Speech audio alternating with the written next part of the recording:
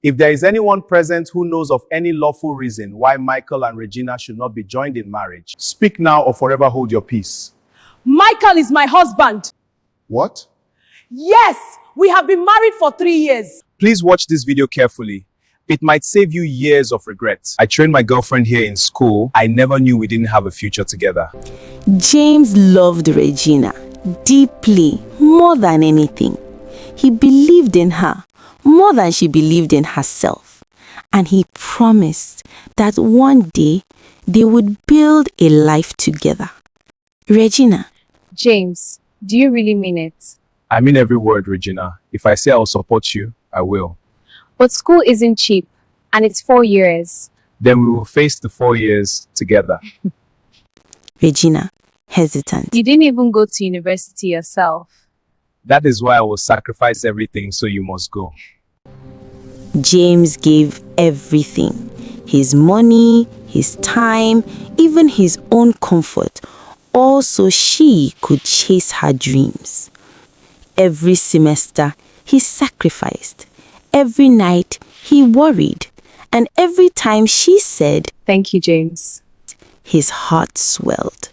But he didn't know the biggest heartbreak was coming. James, maybe you should upgrade yourself too. Go back to school, learn something new. So now I'm no longer good enough for you. It's not that. I just don't want us to be mismatched in the future. Mismatch.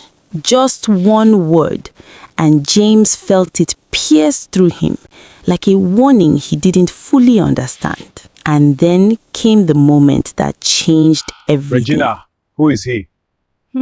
James. He is my mentor. James' voice trembling. Mentors don't look at you like that. That is my problem with you. You're being insecure. Insecure? Regina, I built your foundation. With how many bags of cement? Michael, let's get out of here. And for the first time, she spoke to him differently. Her world was moving, but James was still standing in the same place. Regina walking toward him, Michael beside her. James, we need to talk. James, anxious. Talk about what? Regina, softly. Michael here proposed and I said yes. I paid your fees. I starved for you. I worked late night because of you. I did not go to school because of you. And now I am too small for you. Regina, teary. James, I am sorry. Wow. So you mean I built you for another man? A few months later, the small chapel was decorated with white roses, their petals scattered along the aisle. Regina walked past the pews, her wedding gown flowing behind her, escorted by Michael. The guests murmured excitedly. The day that was supposed to seal her new life was finally here. James stood outside the chapel, unnoticed, leaning against the wall. He hadn't planned to come, but he needed to see it, to understand what he had lost, or maybe to see the truth. The music began and everyone rose. The priest took his place at the altar. Priest. We are gathered here today to unite Michael and Regina in holy matrimony. All seemed normal until the priest paused, looking over at the congregation. Priest. If there is anyone present who knows of any lawful reason why Michael and Regina should not be joined in marriage, speak now or forever hold your peace. Michael is my husband. What? Yes, we have been married for 3 years. Our divorce is not finalized. Regina's hand slipped from Michael's arm, her lips parted, unable to speak. No, this can't be happening. Not today. The priest frowned. Michael, is this true? Michael stammered. Father, it's complicated. Then, in light of this revelation, the marriage cannot proceed. The ceremony is cancelled. God, why is this happening to me today? Immediately, Regina ran out of the church to meet James outside the church building. Regina turned to James, her voice trembling. James, I am so sorry. I thought marrying him would fix everything, but it didn't. James shook his head slowly. You almost married a man who wasn't even free to love you fully. Did you even think about me? Regina cried out in tears and said, James, I did. I was there with you through all of it, every single step. But the truth is, I was scared.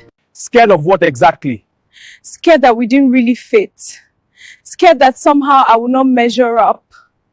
I was afraid of losing my life if I stayed with you while I thought you were not enough for me. What about now? Now I know. I was wrong. I was blind. You were always enough. You are enough. And I can't stop thinking about you. Please, James, forgive me.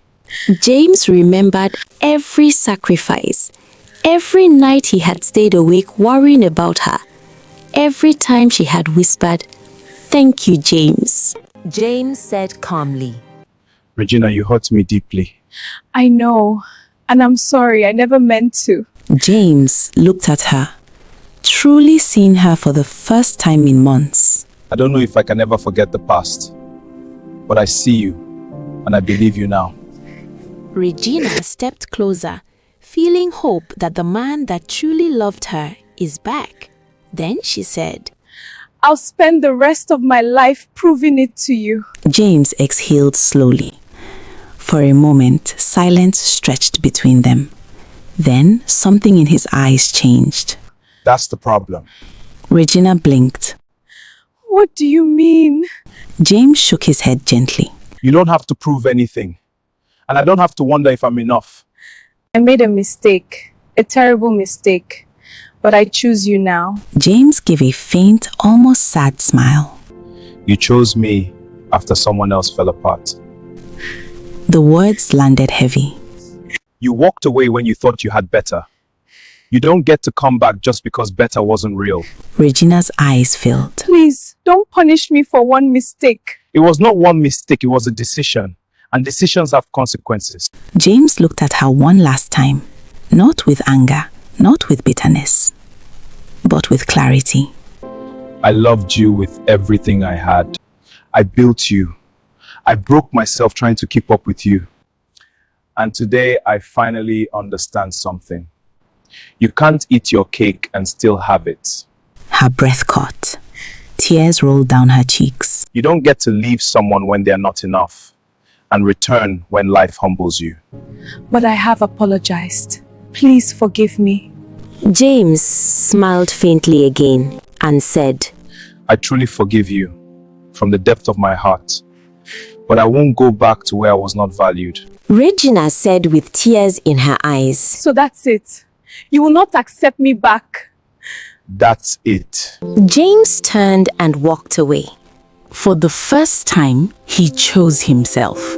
Not because he stopped loving her, but because he finally started loving himself. Regina stood there, realizing too late that love is not something you put on hold while you search for something better. And sometimes, when you let go of someone who truly loved you, life doesn't give you the chance to reclaim them. Moral lesson: love someone, support them, believe in them, but never abandon your own growth in the process. Respect is not optional in love. Value is not negotiable. You cannot walk away from someone who stood by you at your lowest, chase what looks better, and expect to return when it collapses. You cannot eat your cake and still have it. Sometimes forgiveness is given, but access is denied. And the greatest love you can ever choose is self-respect.